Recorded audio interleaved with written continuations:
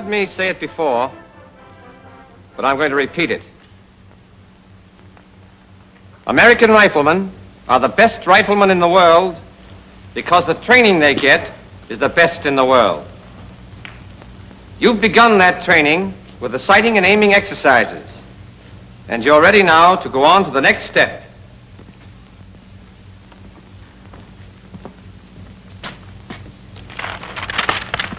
Position exercises. There are 4 firing positions. Prone, sitting, kneeling, and the standing or offhand position.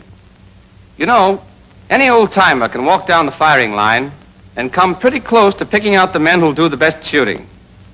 There's nothing mysterious about it. He simply spots the men who've taken the best positions. Good positions mean good scores. Poor positions mean poor scores. It's as easy as that. But here's the thing to remember. We're not teaching you these positions so that you can riddle off a string of bullseyes on the target range. We're teaching you to kill your enemy before he can kill you. If you're going to survive on the battlefield, you've got to be able to shoot fast and straight from any position. You've got to be able to drop into that position instantly, automatically, without thinking about it. And it must be correct the first time. Take a good look at these positions. They look easy. But you're not going to find these positions easy at first because they make you use muscles you never knew you had. But don't worry about that. We'll harden up those muscles. Your work in the position exercises also covers the use of the sling, holding your breath while aiming and aiming. We'll take up the sling first. Anyone here know the reason for the sling on the rifle? Carried with, sir? That's right. Any other reason? Peterson? Yes, sir. It's a big help in steadying the rifle. Check. That's the answer. Now let's see how we go about getting the effects of it. There are 2 ways to use the rifle sling. The first, like this, is called the loop sling. The other, called the hasty sling, is rarely used except in the standing position. And we'll show you how to adjust it when we come to that position. The loop sling is used in all other positions. Here's how to adjust it. Place the rifle butt on the right thigh and cradle it in the curve of your right arm so that you've got both hands free to adjust the sling. Unfasten the lower hook and refasten it near the butt swivel. This loosens the lower loop. Unfasten the upper hook and refasten it so that the upper loop hangs down to about the pistol grip. But it may need further adjustment. The correct place for the upper hook depends on the man. You'll get your fit by trying it out. After your instructor is satisfied you have the right pair of holes, mark them so that you'll find them at a glance. Twist the sling 1/2 turn to the left and insert the left hand through the upper loop from right to left. Slide the loop well up your left arm. Leave the loose end free and use both hands to work the upper hook and the first keeper down close against your arm. Then pull down the second keeper against the upper hook. This locks the upper loop in place against your arm and keeps it from slipping. You can't shoot with a loose loop sliding down your arm. Once the loop is correctly adjusted, move your left hand over the top of the sling and place it under the rifle against the upper sling swivel. The rifle must rest in the V between your thumb and forefinger and on the heel of your hand. Wrist straight, fingers relaxed. The sling must lie smoothly along your hand and wrist. If it doesn't, you've done something wrong. This is the way you hold the rifle. Now let's go over the loop sling adjustment once more. Place the butt on your right thigh, cradle the rifle in your right arm, unfasten the lower hook, refasten it near the butt swivel, twist the sling a half turn to the left, insert your left arm through the upper loop from right to left, pull the loop well up your arm, then work the upper hook and the first keeper down against it, and pull down the second keeper to lock the upper loop. So much for the loop sling. Your instructors will go over this detail with you. Are there any questions? Yes? Sir, with Japs and Germans shooting at you, like you said, looks like you wouldn't have much chance to get that sling on. Keep thinking like that, and you'll live to tell your grandchildren about it. You're right, of course. Use the sling whenever you have time to use it, because it gives you greater steadiness. After you've learned sling adjustment, you're ready to start work on positions. Let's take a look at the prone position first. In the prone position, the rifleman lies flat on his belly with his legs stretched out comfortably. His inside ankle bones are on the ground, or as near it as he can get them without strain. His spine is straight. His body makes an angle of 30 degrees or less with the line of aim. The amount of the angle depending on the rifleman's build. When you're trying out these positions, your instructors and coaches will help you to find the angle that suits you best. Thereafter, it's up to you to practice the position until you can drop into it without thinking about it. The sergeant here is well behind his rifle. His weight is relaxed forward against the sling. Thus, his body takes up the recoil, and he is not jolted out of position each time he fires. Look at his left hand and arm. The rifle rests on the heel of the hand in the V between the thumb and the first finger. His left wrist is straight. His fingers are relaxed. His left elbow is under the piece. It's vertical. I can press down hard on this rifle, and it'll give a little, then come right back to its proper position. But when the elbow is not under the piece, the least pressure will make the rifle sag way off to the side, because muscle instead of bone supports it. A muscle gets tired, a bone doesn't. So remember, elbow under the piece. Now look at his right arm and hand. His right elbow is a little forward of his right shoulder. His right upper arm makes an angle of about 45 degrees with the ground. His shoulders are about level. The rifle fits into the hollow of his right shoulder. That's important. Raise your left hand and feel that hollow in your shoulder. Curl your shoulder forward, and the hollow is still more pronounced. Now look at Sergeant Higgins. See how snugly his rifle fits into that hollow? I don't want to see anybody in this company trying to shoot with a rifle on the point of the shoulder here. All that will get you is a sore shoulder. And that means flinching. And flinching means poor shooting. Grasp the small of the rifle stock firmly with your right hand. And get this. Put your thumb across the stock or on top of the stock, never alongside the stock. With your thumb in the right position, you've got a firm purchase for your trigger squeeze and a good support for your cheek. The finger goes inside the trigger guard against the trigger, and the finger is clear of the stock. You can use any part of your finger from the tip to the second joint to squeeze the trigger. What seems natural and comfortable to you will probably give you the steadiest squeeze, and for that reason is the best.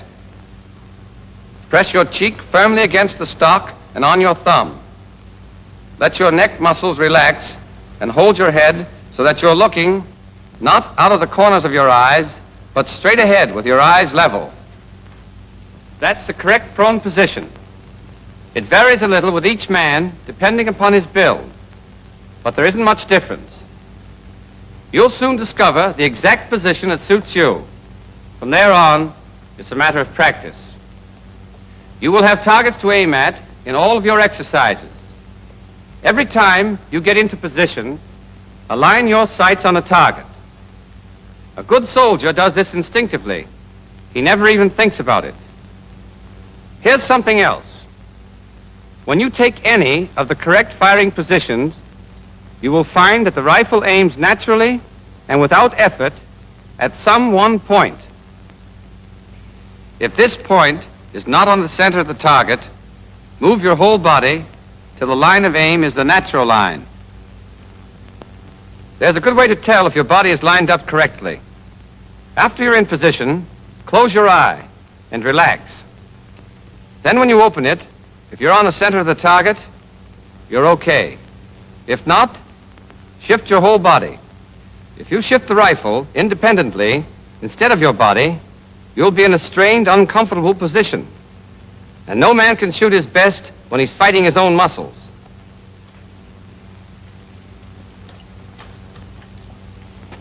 These men are demonstrating some of the things not to do, but they are common errors. Let's take a look at this first man.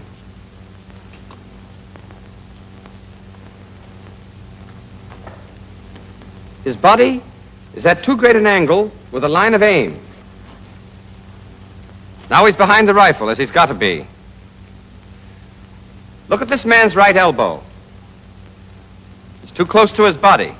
He's unsteady. His left hand's too far back. And he's got his thumb alongside the stock. Now he'll assume the correct position.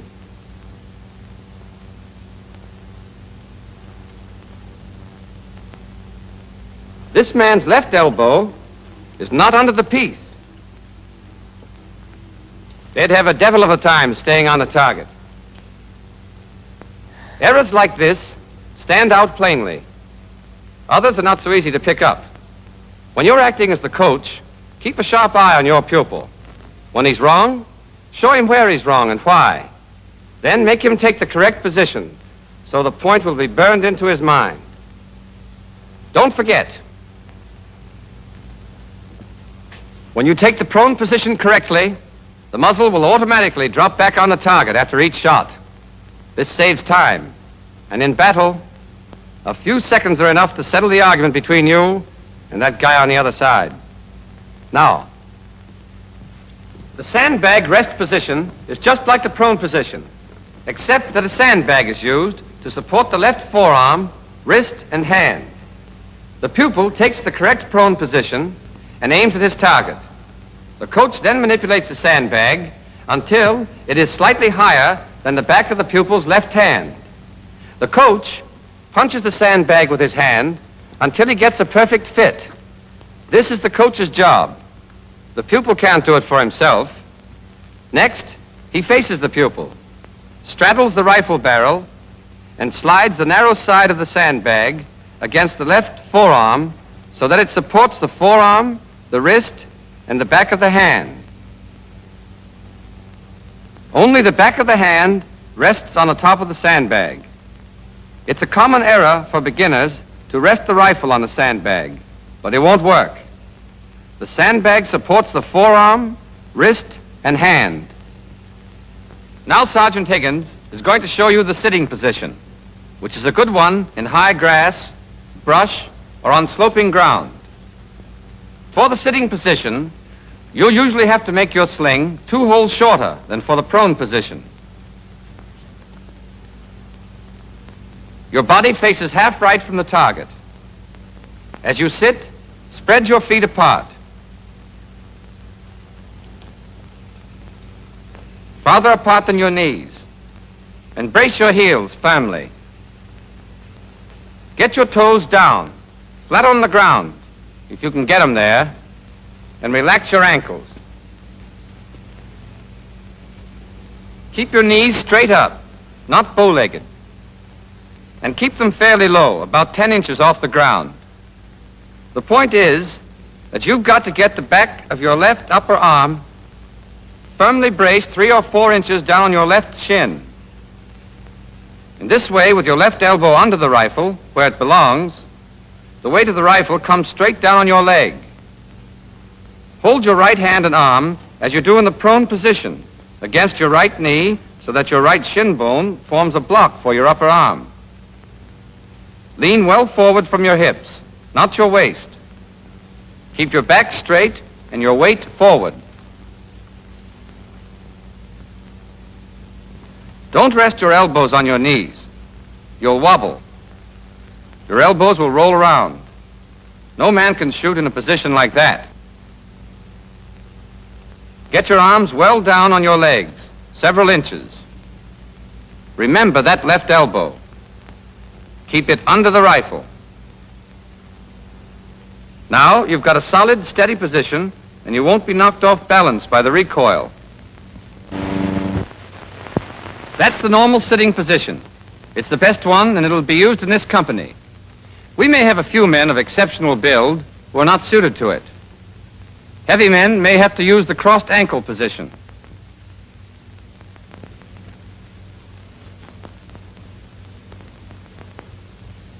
And men with exceptionally long legs may have to take the crossed leg position.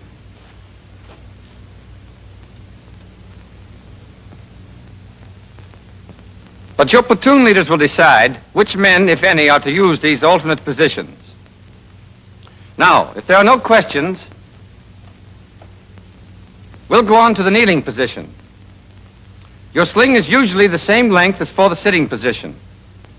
First, the half right face. Then get down on your right knee and sit on your heel, so that your top of your foot is flat on the ground. It takes practice, but you can do it. With your heel inclined toward the target like this, your foot helps to brace you against the gun's recoil. Don't sit on the inside of your foot. Rapid fire'd make you bob around like a cork. Sit firmly on the top of your heel, with your weight well forward. Your left elbow is under the rifle and in front of your kneecap, never on top of your kneecap. The position of your left leg depends on your build. The taller you are, the farther to the front your leg will be. Your instructors will help you find a position that suits you best. But your lower left leg, as seen from the front, must always be vertical. Keep your right elbow comfortably high. This makes a snug seat for the rifle in the hollow of your shoulder. If you drop your arm too far, the hollow disappears and the rifle butt tends to move out to the point of the shoulder. Another thing, the lower right leg forms a right angle with the line of aim. At first you'll find the kneeling position unsteady, but don't worry about it. It will never be as steady as the prone or the sitting position, but practice will strengthen your muscles and increase your steadiness. This brings us to the standing or offhand position and the hasty sling, which is rarely used except in this position. Let's start with the sling. First, loosen the lower loop. Twist the sling a half turn to the left. Hold the rifle with your left hand just back of the upper sling swivel and your right hand at the small of the stock, with the thumb well over on the left side. Then swing the rifle so that the sling falls high on your upper arm. Let go of the rifle with your left hand, pass it under and over the sling, and re-grasp the rifle near the upper sling swivel. The sling now lies smoothly along the arm and hand. It holds the left upper arm and stretches tightly across the chest. That's where you get support, and you need all you can get in a standing position.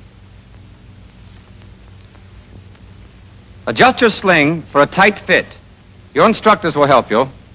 When you get it right, mark it. All right, Sergeant, let's see that again. Here's how to take the standing position. Face right until you're almost at a right angle to the line of aim. Place your feet about 1.5 feet apart.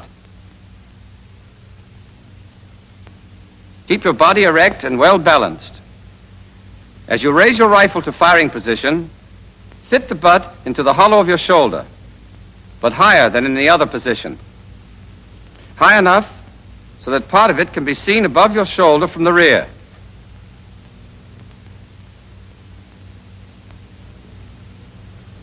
If the butt is too low, you'll have to strain your neck to get at the sight. If the butt is where it should be, your head and neck will be erect and natural. Keep your right elbow up. The higher the better. At first you'll find this unnatural and uncomfortable, but practice will fix that, and it gives you the power of all those arm muscles to take up the weight of the rifle. Here's an exercise that'll loosen up the shoulder joint. When you've done it enough, you'll be able to hold the rifle up with your right hand alone. The main job of the left hand is to steady the rifle, not to support it.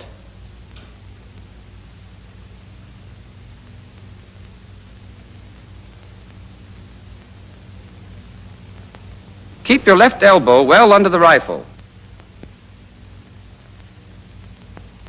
and the left hand as far forward as you can get it without strain or discomfort. At best, the standing position is unsteady, but you have to use it on the range, and you have to use it in battle. So it's up to you to make the most of it, and that means plenty of practice.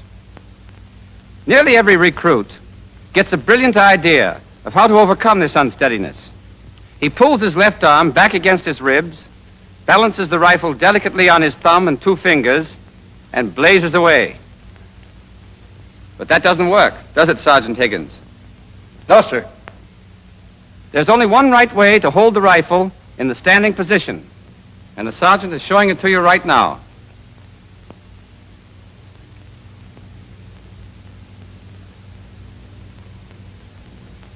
Thank you, Sergeant Higgins. Now you know the positions. I've given them to you, one after another, to let you compare them. See where they're different and where they're the same. All except the standing position have these points in common.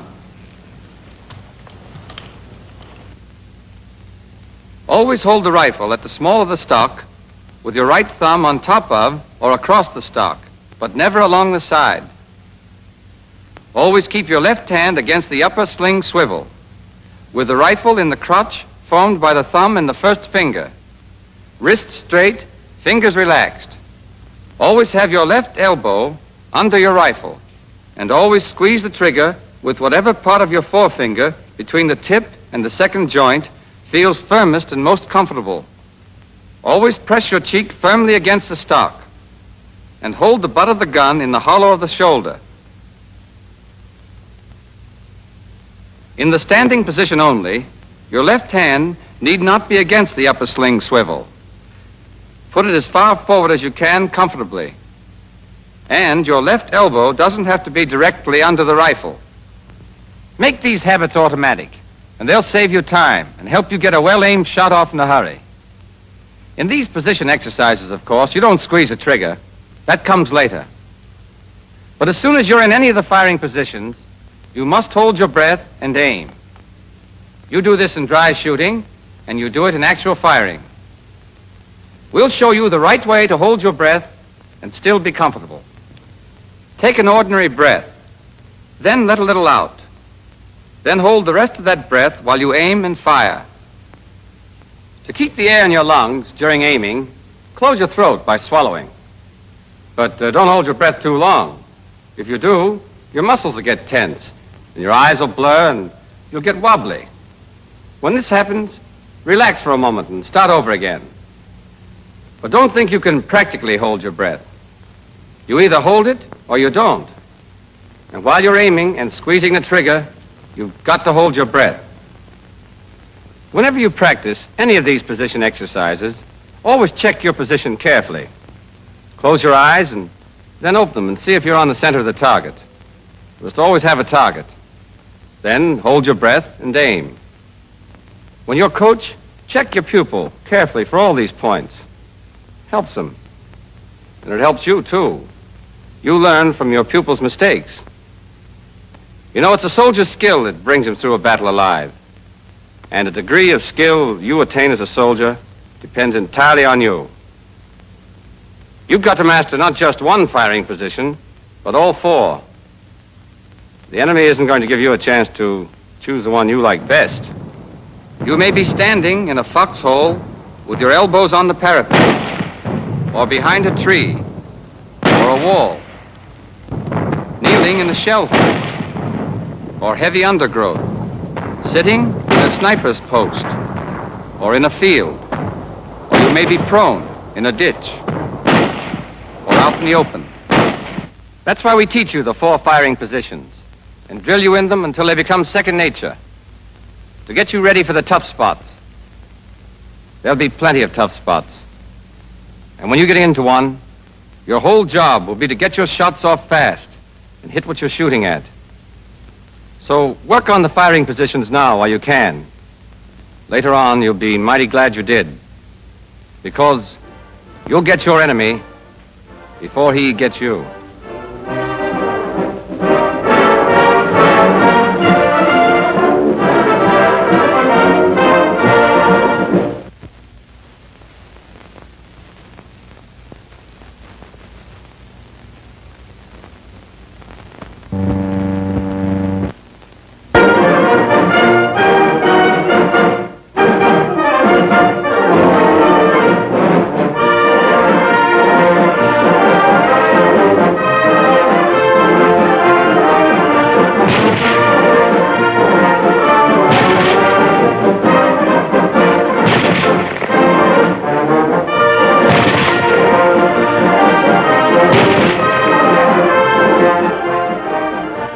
In our work so far, we've learned what the correct sight picture is and how to get that picture into the sights of the rifle and hold it, whether you're prone, sitting, kneeling, or standing. Today, we take up the most important thing in rifle marksmanship, the trigger squeeze.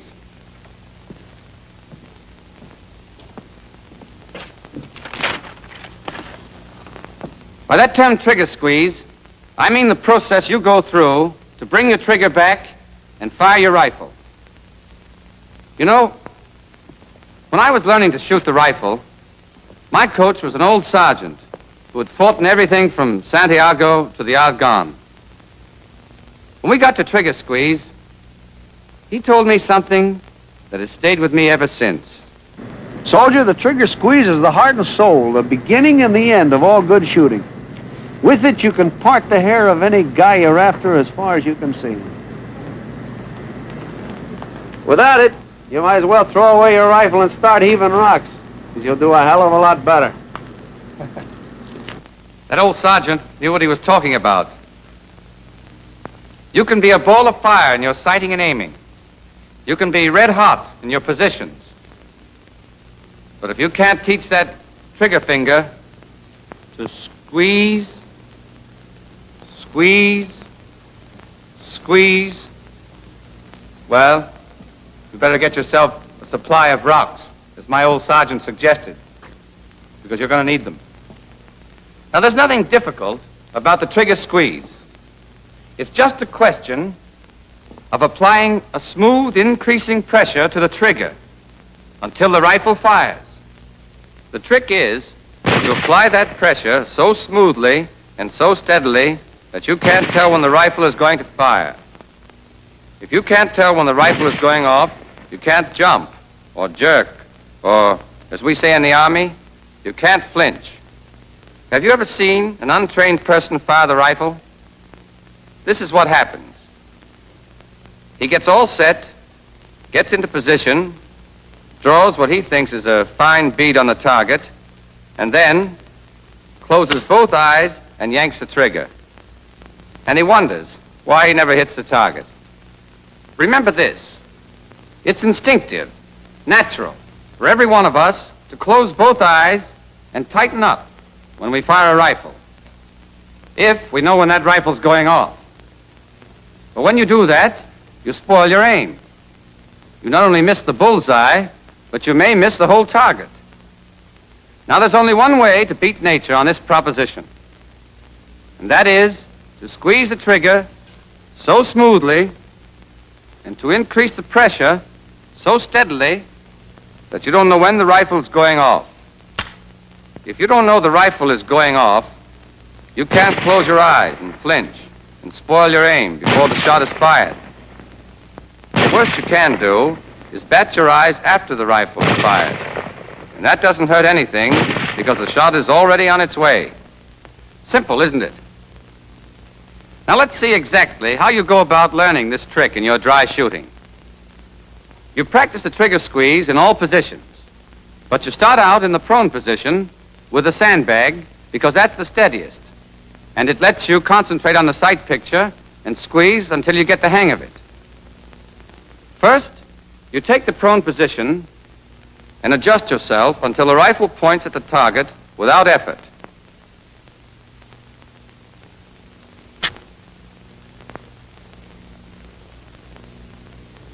Then the coach fits the sandbag.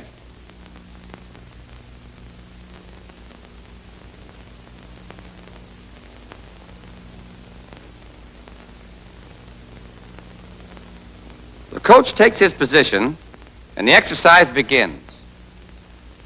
Cock your rifle, hold your breath and aim. When you get the correct sight picture, take up the slack. By trigger slack, we mean the play between the trigger's forward point and the point where you first feel resistance. Take it up decisively. While you're taking up the slack, you're starting your trigger squeeze.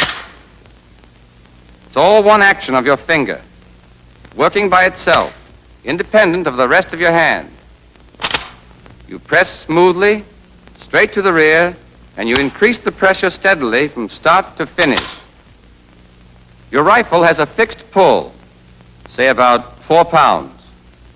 When you take up your slack, you take up part of that pull. Your constantly increasing pressure takes up the rest of it. And then the trigger gives, and the rifle fires. But follow through. Hold your position. Hold your aim, and continue your increasing pressure. I'll tell you more about that later. What I want you to get now is this. If you squeeze the trigger properly, you can't know when the rifle is going to fire, and therefore you won't be able to flinch. You all understand that?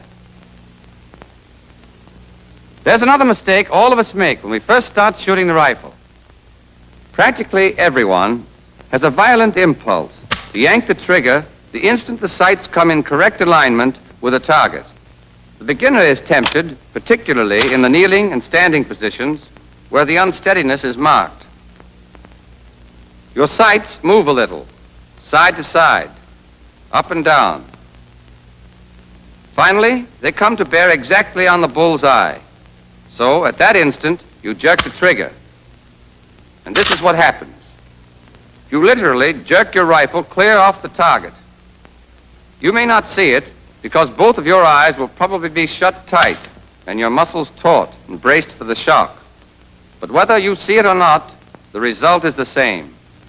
A wild shot. There's only one way to get hits, and only hits count on the battlefield. And that is to squeeze the trigger. Now, you've seen what happens when you jerk the trigger instead of squeezing it. I'm going to show you why it happens. Let's assume that I'm shooting at a target 500 yards away.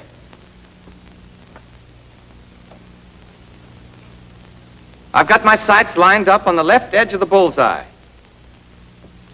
Since the range is 500, I would be using a B target with a 20-inch bullseye. If I fired now, I'd hit the left edge of the black.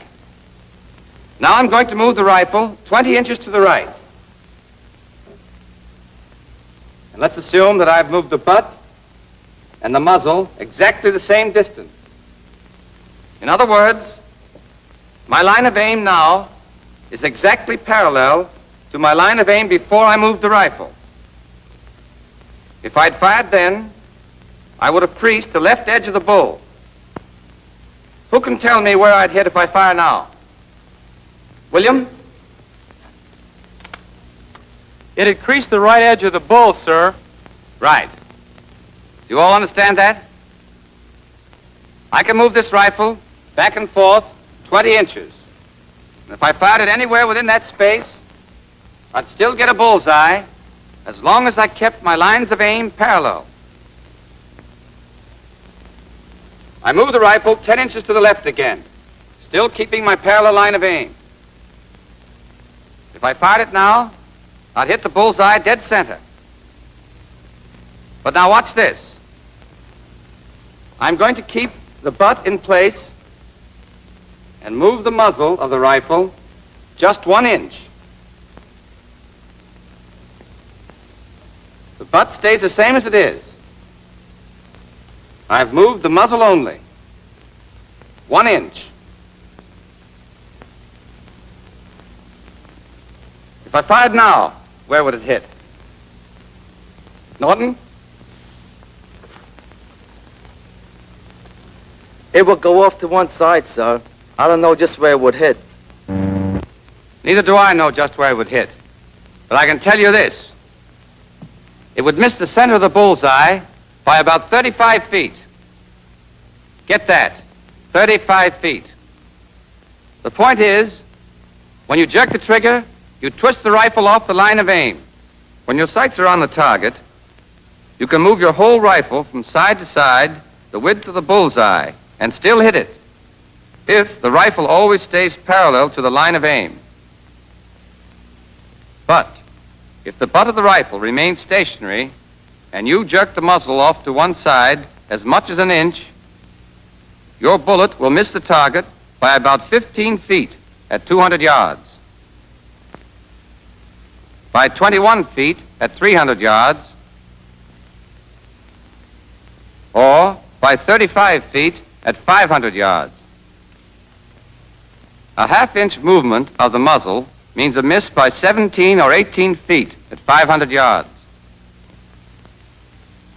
A quarter-inch movement will cause a miss by 8 or 9 feet. And even a movement as small as a 1/16 of an inch may make you miss the bullseye. That's why it's so important to take the correct position, so that your rifle and your whole body aim directly at the bullseye. Then, when you squeeze the trigger so smoothly that you don't know when the rifle's going off, the strike of your bullets will be changed only by the natural parallel movements of your body, and your shots will be good. The unsteadiness caused by the natural movements of your body does not seriously affect the aim if you squeeze the trigger correctly. Okay, let's see if you got the point so far. What happens if you jerk the trigger? Harris? It'd throw your rifle muzzle off the target. If you were shooting at a guy, you wouldn't hit him. Right. Remember it, and you'll get plenty of bullseyes. And guys, too. What should you do? Karinsky? Sir, you should squeeze the trigger so that you won't know when the rifle will go off. Good. Tell me when to squeeze it. O'Neill. You take your position, you hold your breath, you aim, you take up your slack, and then you pull the trigger. Do you pause after you've taken up your trigger slack before you begin to squeeze it? Austin? No, sir. Taking up on the slack starts you on the squeeze. Right. And you go on steadily applying pressure until the hammer falls. Do you flinch and spoil your aim if you squeeze the trigger properly? Marshall? No, sir, Why not? because you don't know when the rifle's going off. Check. Here's all there is to it. Every time you squeeze the trigger, be sure to do these things. Apply a steadily increasing pressure and continue smoothly until the rifle is fired. I know this seems easy. It is, but it must be practiced over and over. You must develop the habit of thinking only of the sight picture. You must practice until the trigger finger works independently, as if it had a mind of its own. Are there any questions? Sir, How much time should you take to squeeze the trigger? The expert takes about 2 seconds to fire a well-aimed shot. He can do this because he knows his job so well that the whole procedure is almost automatic. Speed comes with practice, and he follows through. Here's what we mean by follow through. After the hammer falls, go right on for an instant doing what you were doing.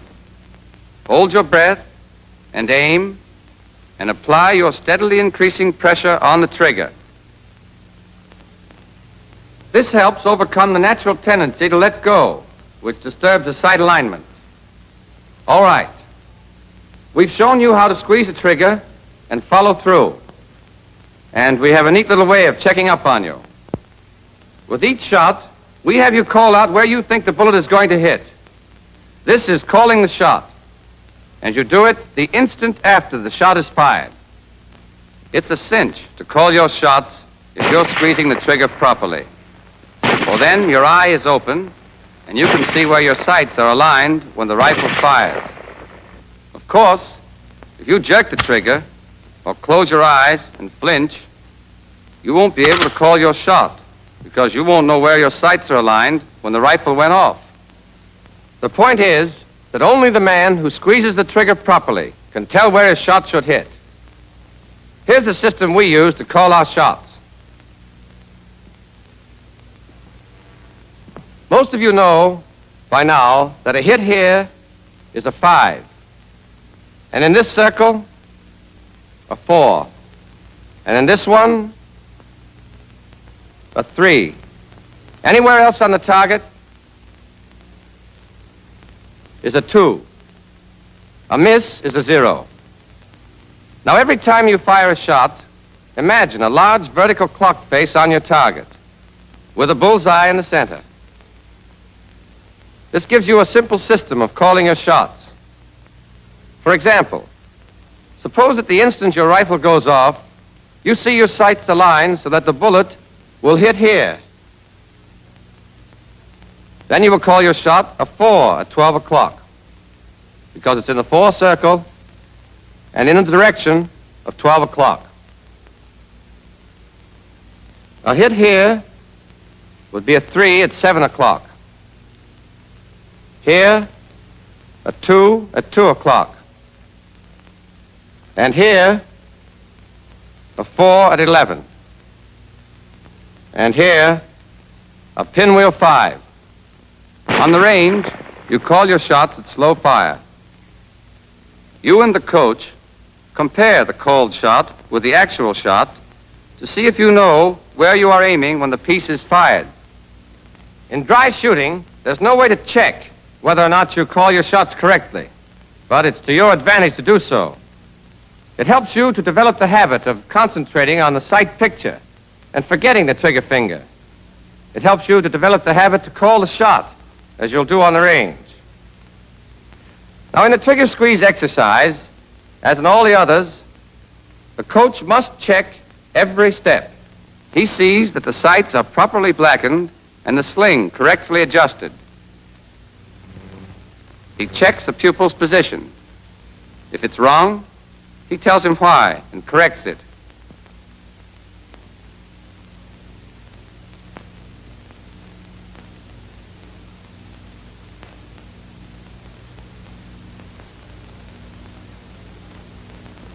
He keeps an eye on the pupil's back during aiming to make sure he holds his breath properly.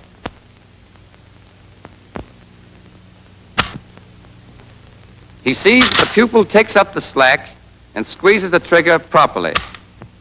He watches his eye to make sure he does not blink. When the pupil is actually firing the rifle, you can chalk up a flinch for him any time you see his eye close. The flincher closes his eye just before the explosion. Therefore, you can see it.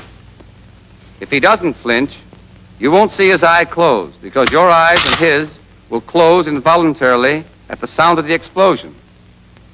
Are there any questions about anything we've covered today?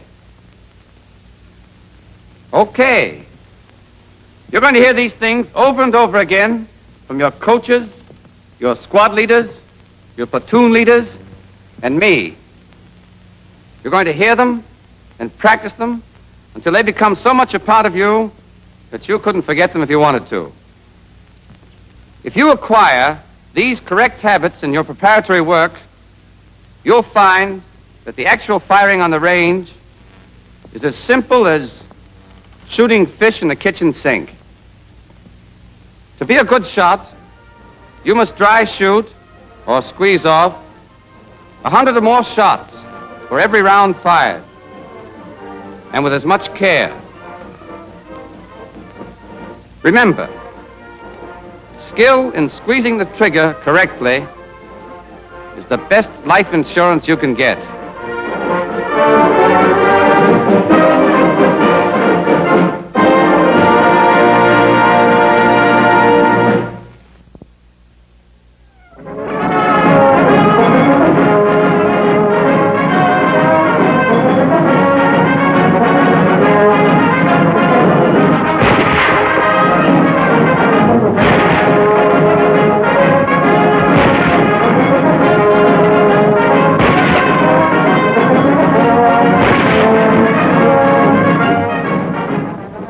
Everything we've been teaching you about the M1 rifle, sighting and aiming, positions, trigger squeeze, the whole course in marksmanship has been leading straight to the subject we're going to take up right now.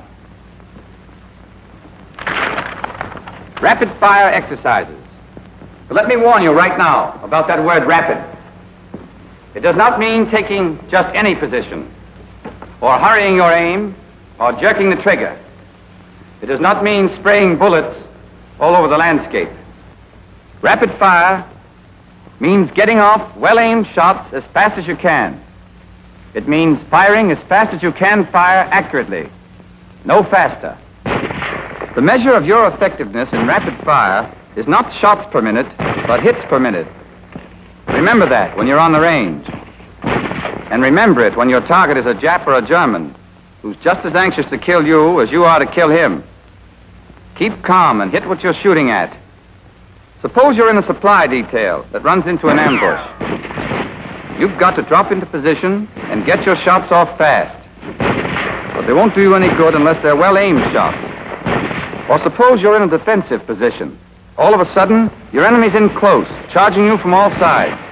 Your first impulse is to start blazing away wildly. You must not. Keep hold of yourself. You've got to shoot fast, but you've got to make every bullet count. Don't lose your head, even though hell's breaking loose all around you. Stay cool and shoot straight, and you'll live to tell your girl about it. Coolness in battle comes from confidence in yourself, and confidence comes only from hours of practice. Slow fire and rapid fire, over and over, with a stopwatch looking over your shoulder. We teach rapid fire in 3 positions. In the prone position, and in the sitting position, which are the best, and the kneeling position. The kneeling position's none too steady, but there are times when it comes in handy, and you'd better be ready for just about anything. We don't teach rapid fire in the standing position, however. It's not worth it. In the standing position, you're not properly balanced for accurate aiming at high speed. The first thing you've got to learn in rapid fire exercises is getting into the right firing position in a hurry.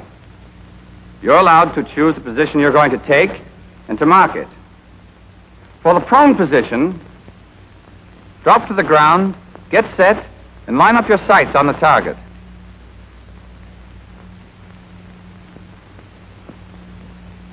Mark the points for your right and left elbows and the butt of the rifle.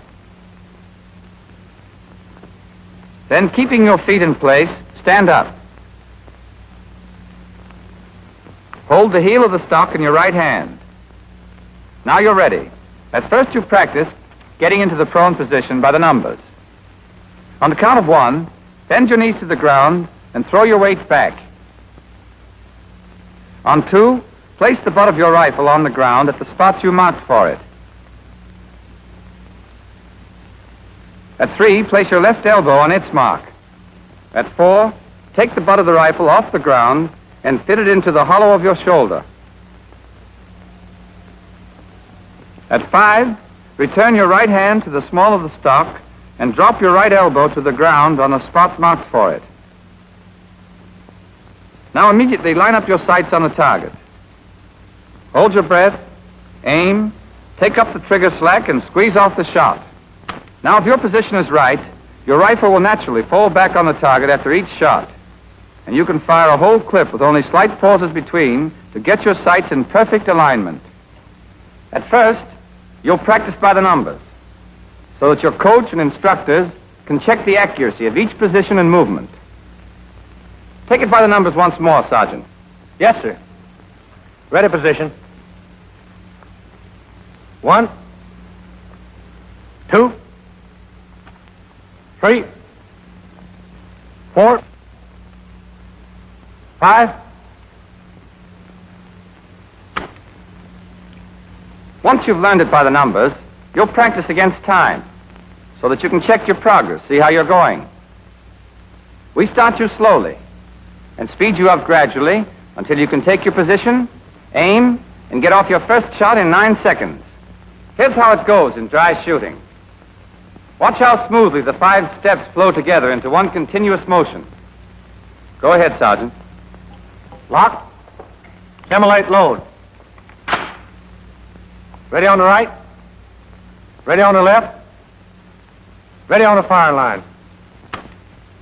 Target. Up.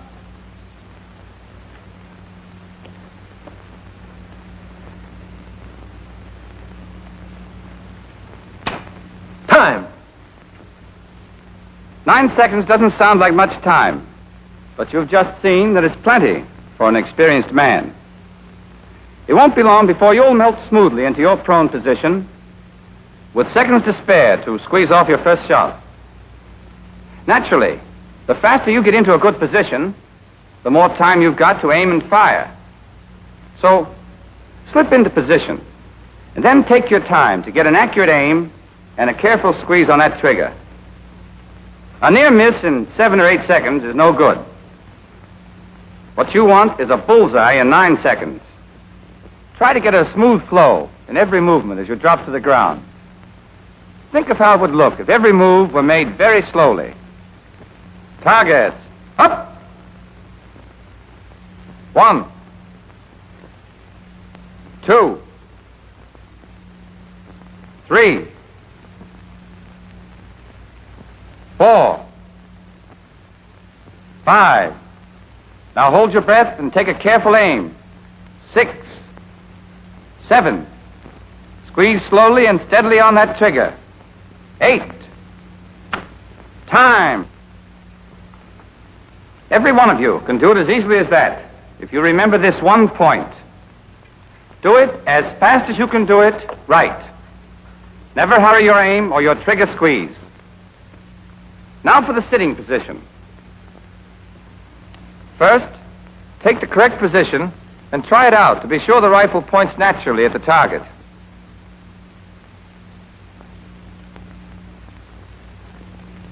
Then mark the places for your heels and your seat. Stand up in the marks for your heels. At the command, targets up, drop quickly on the spot marked for your seat, breaking the fall with your right hand. There's another way of getting into the sitting position that you may find easier. After you've marked the places for your feet, cross your legs and rise. Stand with your legs crossed until the command targets up. Then bend your knees and sink to the ground. This is quicker than the other method, but it forces you to take your eyes off the target while you set your feet in the places marked for them. Otherwise, the action is the same. Place your left elbow.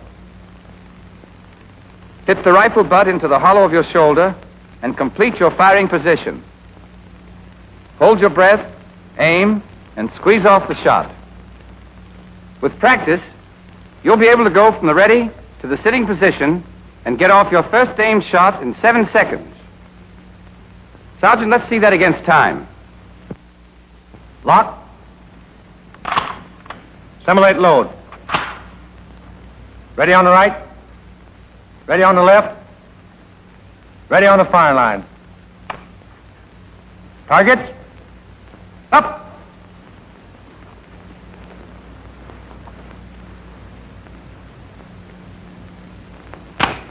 Time. Here, too, of course, the quicker you take the correct position, the more time you've got to squeeze off your shot. The exercise in the kneeling position is like the other two. You mark the places for your feet and your right knee and get up. On command, you lock, load, and stand ready. When you hear targets up, take the kneeling position you've marked, hold your breath, aim, and squeeze the trigger. With practice, you'll be able to go from the ready position to the kneeling position and get off your first shot in 7 seconds. Target. Up. 1, 2, 3, 4, 5, 6. Time. I've said the place to save time in all three of these exercises is in taking your positions. But don't misunderstand me. That does not mean scrambling into the wrong position in a hurry. In rapid fire, just as in any other phase of rifle work, you've got to be in the correct position before you start to aim. After you've learned to take the 3 firing positions and squeeze off your first shot at the required speed, you're ready for the cadence exercise, the purpose of which is to develop a rhythm, a regular beat, at about 3-second intervals. For one thing, it's easier to work smoothly in a regular cadence. For another, on the range, you're allowed a limited time to take your position, fire your first clip, reload, and get off your second clip.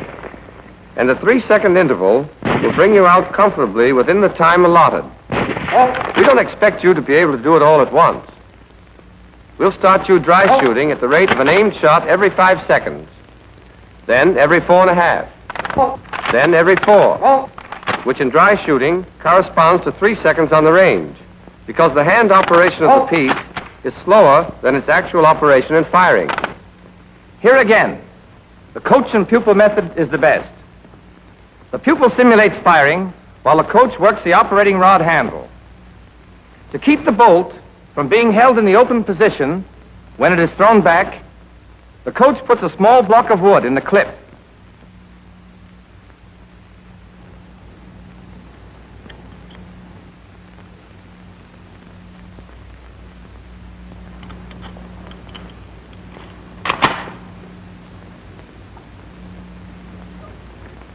There are several other ways to get the same result. But in this company, we find this method the easiest and the best. Your squad leaders will have a supply of these blocks and will issue them when they are needed. Let's take the exercise at 5-second intervals. Hammer down. Coach is ready. Go.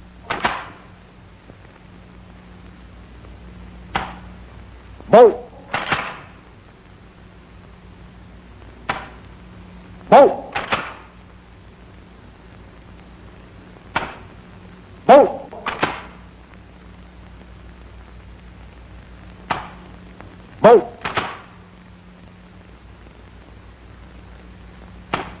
Bolt.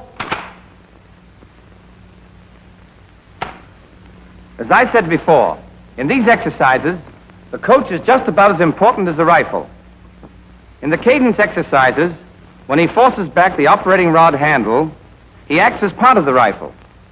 In doing this, he must not lean against the handle. He strikes the handle sharply and immediately removes his hand so that the bolt can snap back into position. It's a good idea for the coach to wear a glove or wrap a handkerchief around his hand. Strike that operating rod handle a couple of 100 times if you want to know why. Notice that the coach strikes the handle only when the command bolt is given by the instructor. But notice, too, that the command is given whether or not the rifleman has squeezed off his shot. If the pupil is late, the coach does not operate the bolt, but waits for the next command after the pupil is fired. You'll do this exercise a minute at a time, in the prone, then in the sitting, then in the kneeling position, gradually speeding up the cadence until you're proficient. In cadence exercises, be sure to take the correct position so that your sights return automatically to the aiming point after each shot. Keep your eye constantly on the sight picture and squeeze that trigger with a steadily increasing pressure until the hammer falls. Then keep your finger on the trigger for the next shot. Yes, I'll say it again. It's constant drill in speed and accuracy that makes the expert rifleman. But even constant drill won't do you any good unless you make each movement right every time. After you've learned to fire in cadence, you'll move on to 2 exercises in simulated rapid fire. For the first of these, you'll use the clip with the wooden block.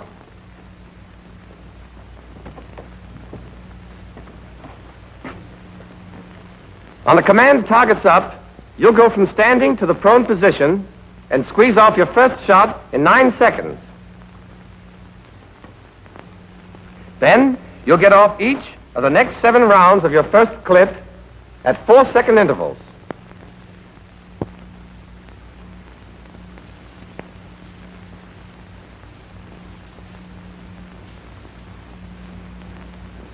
But there won't be anybody to call off these intervals for you. Your cadence exercise will have taught you the rhythm. When you hear 8th round, reload, you'll simulate reloading. And you'll have 9 seconds to do it and squeeze off your 9th shot. Once again, 4 seconds each for the next 7 rounds.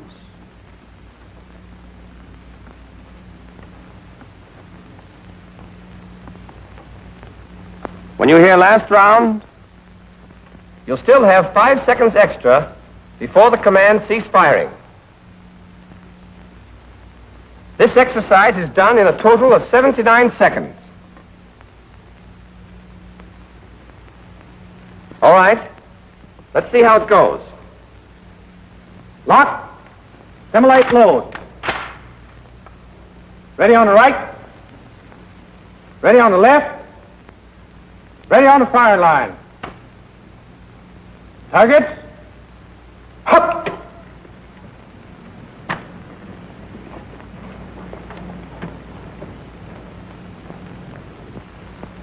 Good. First round. The first shot should be fired in the first 9 seconds.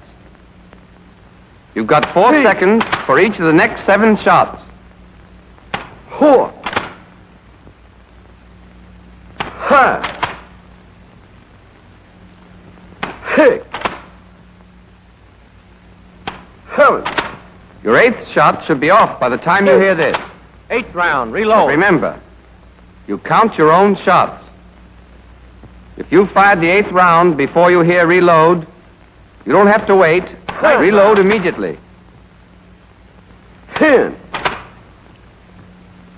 7. 12. 13. If you keep your fire rhythmical and steady, you'll get off your last shot just as it's called. 15. 16. Last round. If you don't, you still have 5 more seconds to finish up without hurrying. Firing. That's your first exercise in simulated rapid fire. But before we go on, there are several things I want to point out. In all of your rapid fire exercises, be sure to count your shots aloud, as you heard Private Oss do just now. By counting the shots, you know exactly what's left in your clip, and you're ready to reload when you should, which saves time. But there's another reason. You've got to use the air in your lungs to call a number, and that forces you to breathe at just the right time. But don't get the idea that counting aloud is just a training exercise. You'll call the numbers out in battle, too. And your reasons for doing it will be the same, but a whole lot stronger. In combat, knowing when to reload will save more than time. Getting caught with 1 round in your rifle when the enemy is coming at you is as good a way as any to put an end to your career. When you're firing, keep your eye on the target all the time. Don't look away. If you squeeze your trigger properly, the recoil will jerk your head up a little, but it'll fall back with the rifle. And when you have to look away to reload, be sure you get back on the right target. On the range, the prettiest dead center 5 on the wrong target goes down on your score as a 0. And remember, the habits you're forming now are the ones you'll take with you into battle, where your target is hard to see and is easily lost. In dry runs, the command bolt is not given. The coach listens for the click of the hammer and strikes the operating rod handle back the second he hears it. When you simulate, or pretend, to load that second clip, don't hurry it. If you do, you'll only cheat yourself out of some valuable training. Don't do it as Private Auster's doing it now.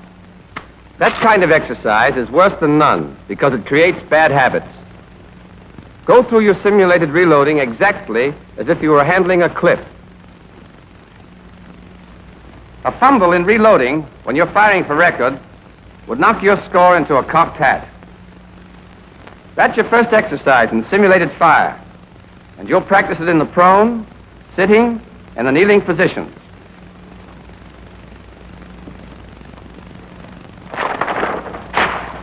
You're allowed a total of 79 seconds for the prone exercise, but only 74 seconds for the sitting and kneeling.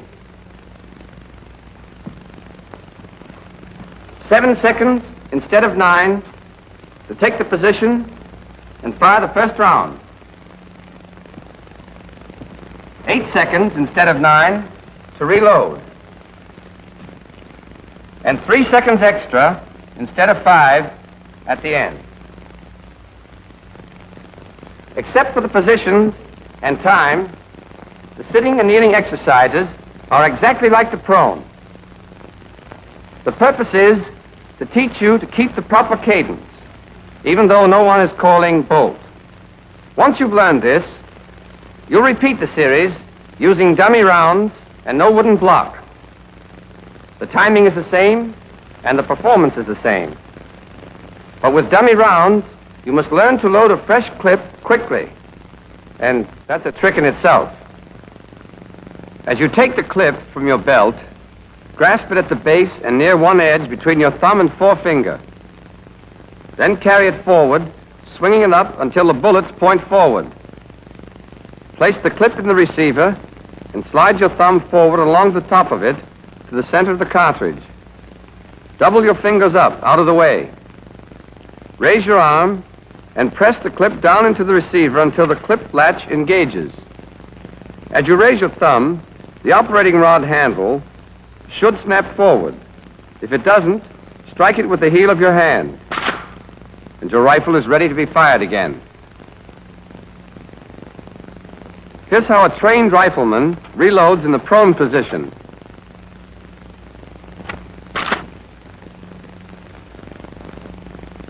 In the sitting position,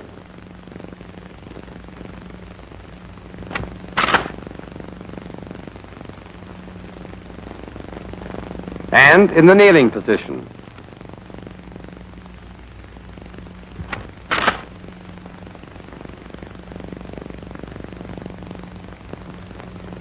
When you first do these exercises, you'll feel that 79 and 74 seconds are going to rush you. But there's plenty of time to get off those 16 shots. So don't try to beat the clock. That won't help your score. When you get on the range, you're scored on your hits. Don't get buck fever. The stopwatch is important, but don't let it push you around. Don't be in such a rush that you spray bullets all over the target. If you're going to shoot wild, you can get all your shots off in 30 seconds. But don't do it.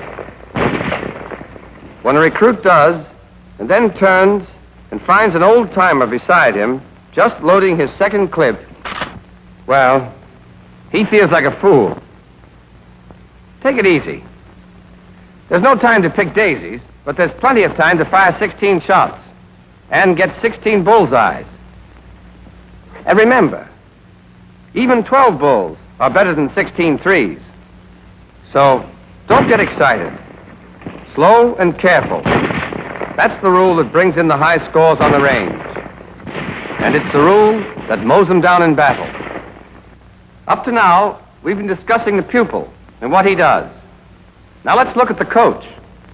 In rapid-fire exercises, he's got plenty to do, and not much time to do it in. In addition to his other duties you already know about, he makes sure the pupil takes his position quickly and without waste movement. That he takes up the trigger slack with one decisive action and squeezes the trigger correctly. 1,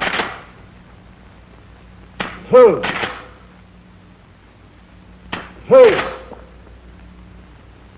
4, That he breathes after each shot. 5, 6, That he keeps his finger on the trigger. 7, 8, And that when he reloads from the belt, he doesn't fumble.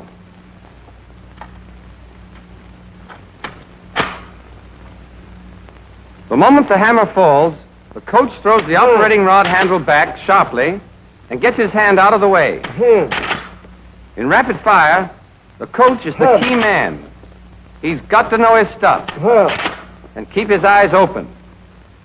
If he's on the job, he can help his pupil a lot, 14, and himself even more. 15, 16, Any questions on rapid fire? All right, let's sum up. Rapid fire is slow fire speeded up a little. In rapid fire, just as in slow fire, you take the right position, hold your breath, and aim properly, and squeeze your trigger smoothly, even if you take a little longer than you should. Speed? Yes. We count the seconds you take, and we work you against the stopwatch. But speed is worse than useless unless you do everything right every time you do it. Take it slowly at first, and make every movement exactly as you should. Speed will come of itself. And it won't be long before the right way is the natural way for you. The only way. Then, when you find yourself in a tight spot in battle, you won't lose your head and blaze away wild. That's the quick way to the cemetery. And for my money, a good soldier is a live soldier. Dependable habits will make you calm and cool and confident, and you'll hit what you're shooting at. That's pretty important when what you're shooting at is shooting at you.